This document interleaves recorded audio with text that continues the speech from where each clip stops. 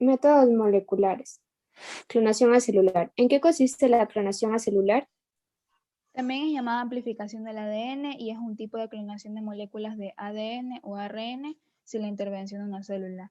Mediante esta técnica se puede amplificar un gen o un fragmento de ADN y se produce un gran número de copias.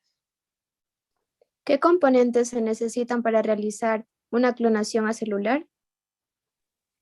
Se necesita el fragmento de ADN que se desea amplificar, los 4 tipos de desoxirribonucleótidos, 2 oligonucleótidos de cadena sencilla, los cuales actuarán como cebadores, la ADN polimerasa termoestable, ya que esta va a actuar a altas temperaturas.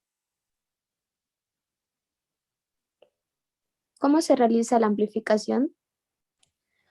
Esta se hace por la técnica de la reacción en cadena de la polimerasa o PCR.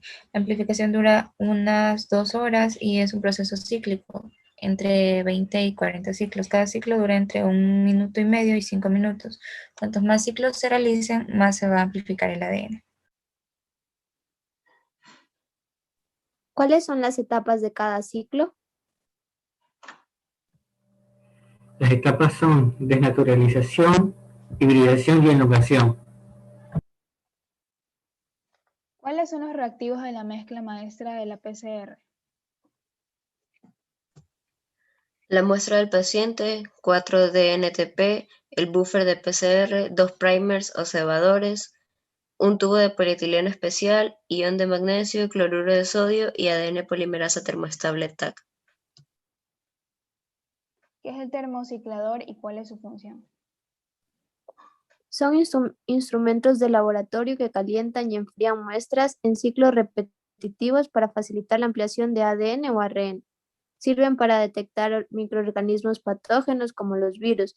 También detectan enfermedades hereditarias. Permite el análisis de huellas digitales y estudios filogenéticos de animales y plantas. ¿En qué consiste la etapa previa de la PCR?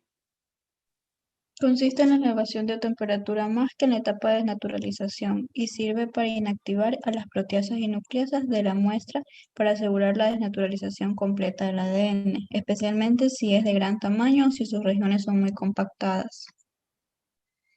Explique las 3 etapas de la PCR. La primera es la desnaturalización, la cual consiste en aumentar la temperatura a 68 o 97 grados centígrados para que se separen las 2 hebras de ADN. Seguimos con el templado o hibridación, en la cual se disminuye la temperatura a 37 o 65 grados centígrados, por lo que se combinan 2 cadenas complementarias simples de ácidos nucleicos y se forma una única molécula de doble cadena por apareamiento de sus bases. Y por último, la elongación, donde la polimerasa se elonga los cebadores y emplea como molde ambas hebras originales, y ocurre la replicación. ¿Cuáles son las características de la PCR? Son rendimiento, duración, especificidad, capacidad de detección o sensibilidad y fidelidad.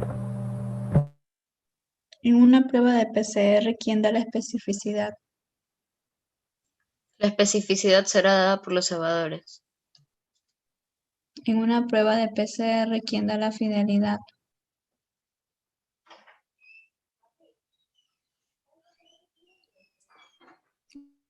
La fidelidad será dada por...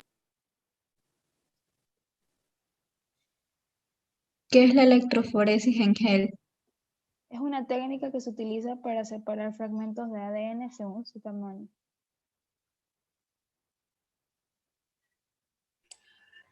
¿Qué se utilizan en la NEST PCR?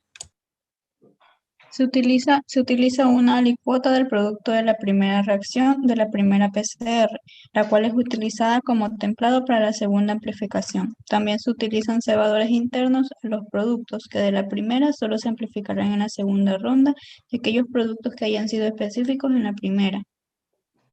¿En qué consiste la RT-PCR? Consiste simplemente en la anteposición de una etapa de transcripción inversa a la amplificación de PCR.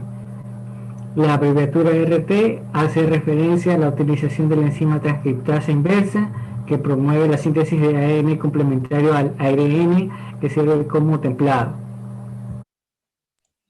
¿En qué consiste la PCR en tiempo real y en qué radica su utilidad?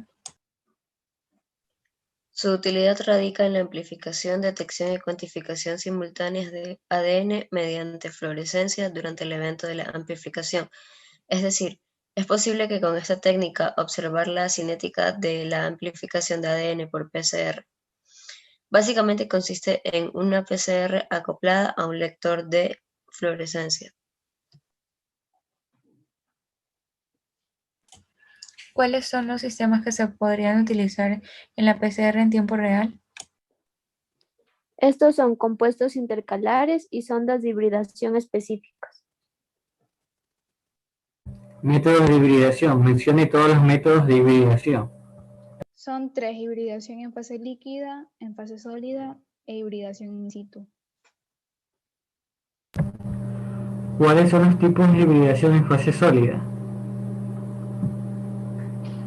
Tenemos el dot plot y slot plot, hibridación de Southern o Southern blot, hibridación de Northern o Northern blot. ¿De dónde se puede extraer las muestras de dot plot y slot plot? De ese escudo ISA. ¿Cómo se interpretarían los resultados de dot plot y slot plot? Gota a gota dot blot y manchas alargadas slot blot.